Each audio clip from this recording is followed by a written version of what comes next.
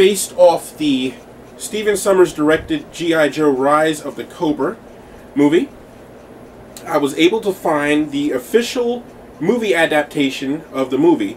Movie adaptations in comic books are basically adaptations of the movie. Sometimes they're not word for word, but they're pretty close. And what they do is they put them, usually, it depends on how long it takes them to write it, usually 3 or 4 parts.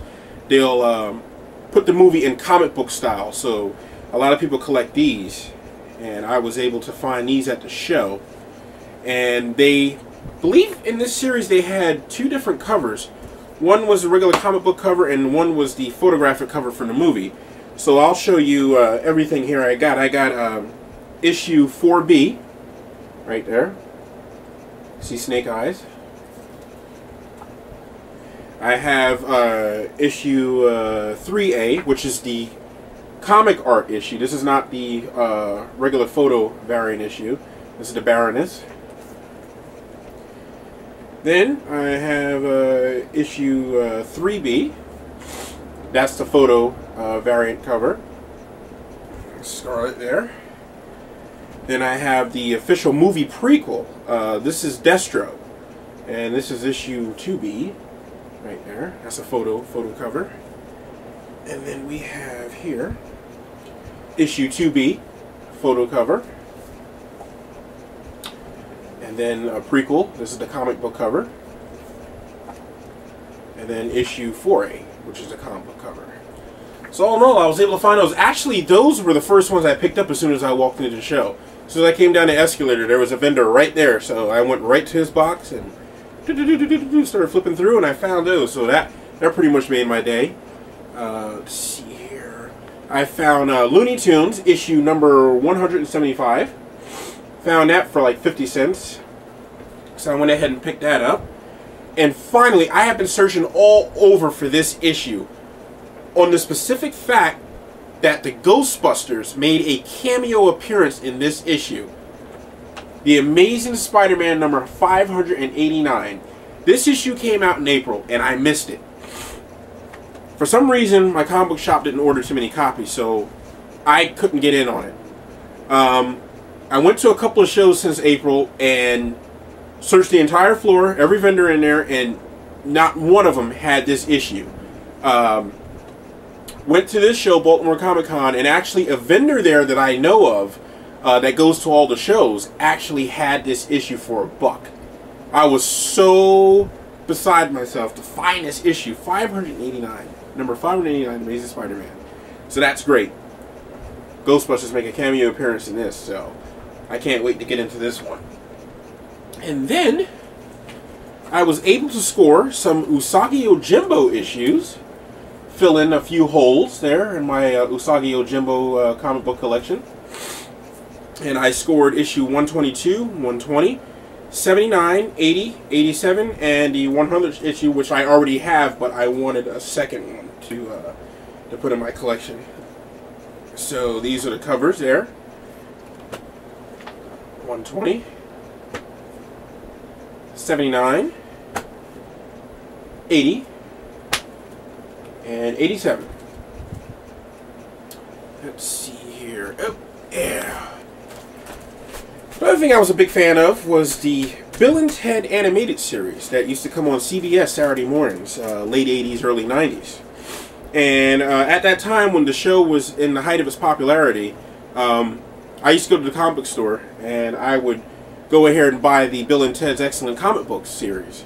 So I believe the only one I had since I was a kid was issue number 1, and I needed the rest of them, so I found these at the show. It's not the whole series, but it's pretty much close there. And I found issue number 10,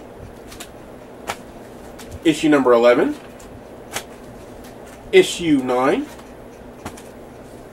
issue number 2, and then this was the movie adaptation. So that's issue 1 on that one. Issue number 3, issue number 4, issue 7, and last but not least, 8.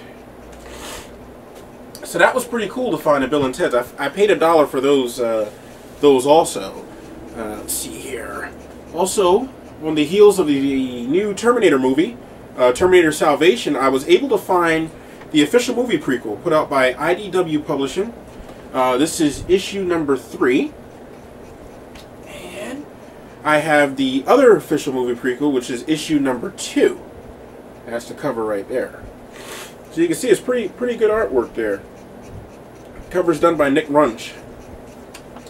And then I was able to find in the $5 trade paperbacks the Terminator Salvation official movie prequel trade paperback. Now this combines everything from the prequels that I had just previously shown you in those 2 issues that I had there. So actually, sometimes you can get all the issues, you know, 4-part series, 3-part series, whatever they have, and then they'll come out with a trade paperback which combines everything. So I usually buy both. I buy the comic book singular issues, and then I usually buy the trade paperbacks. So I was pretty happy to find this one also. And I paid $5 for this. Okay, let's see what else I have here. Oh, I have 2 issues here put out by Dynamite, which is based off the Terminator 2 movie. This is part 4, and this is part 2. Those are the 2 covers right there. I picked those up. A lot of people did Terminator comic books. Now Comics and Dark Horse Comics put out Terminator comic books, so I was able to pick those up. I have a bunch of them laying around. And then I went over to the DC table, which is DC Comics, and they were giving away a bunch of these for free. So I was able to score Batman and Robin, first issue. This is Batman Detective Comics number 854. This is Batman Hush number 608 special edition. And this is Superman number 1 special edition. This is the Unwritten. Let's see a number. Oh yeah, number 1.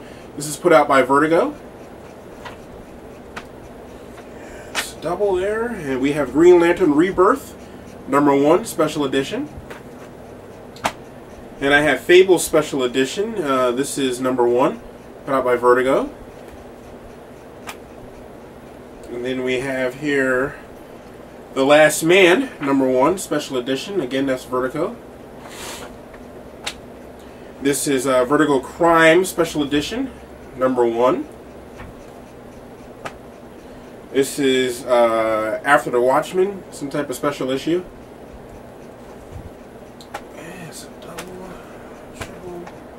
And then I have 100 Bullets Special Edition.